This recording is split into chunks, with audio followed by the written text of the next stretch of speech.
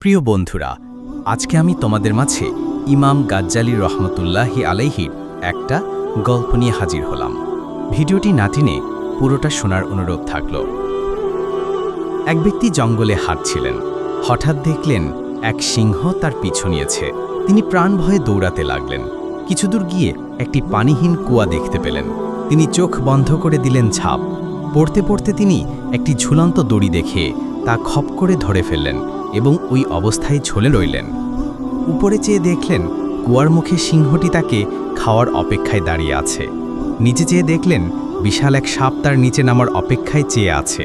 বিপদের উপর আরও বিপদ হিসেবে দেখতে পেলেন একটি সাদা আর একটি কালো ইঁদুর তার দড়িটি কামড়ে ছিঁড়ে ফেলতে চাইছে। এমন হিমশিম অবস্থায় কি করবেন যখন তিনি বুঝতে পারছিলেন না, তখন হঠাৎ তার সামনে কুয়ার সাথে লাগোয়া গাছে একটা মৌচাক দেখতে পেলেন।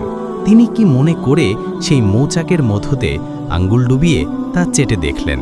সেই মধুর মিষ্টতা এতই বেশি ছিল যে তিনি কিছু মুহূর্তের জন্য উপরের গর্জনরত সিংহ, নিচের হাঁ করে থাকা সাপ আর দড়ি কাটা ইঁদুরদের কথা ভুলে গেলেন। ফলে তার বিপদ অভিসম্ভাবী হয়ে দাঁড়ালো।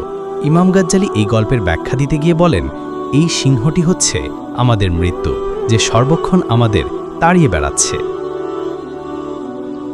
আর সেই সাপটি হচ্ছে কবর, যা আমাদের অপেক্ষায় আছে।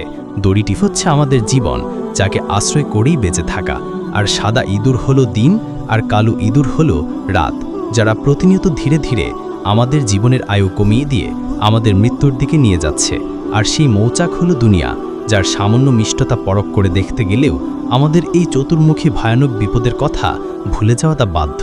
তাই আসুন মধুময় দুনিয়ায় মায়া ত্যাগ করে পরকালের পুঁজি অনুসন্ধান করি।